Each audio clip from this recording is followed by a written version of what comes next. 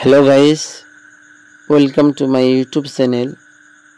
আজকের আমরা এই ভিডিওতে জানব অ্যাকসেপ্ট হয়েছে দুই প্রকার। এক নম্বর অ্যাকসেপ্ট হয়েছে, এর অর্থ হবে গ্রহণ করা, স্বীকার করা বা মেনে নেওয়া। এর উদাহরণ হবে প্লিজ অ্যাকসেপ্ট মাই লাভ। এর অর্থ হবে দয়া করে আমার ভালোবাসা গ্রহণ করুন। দয়া করে আমার ভালোবাসা গ্রহণ করুন।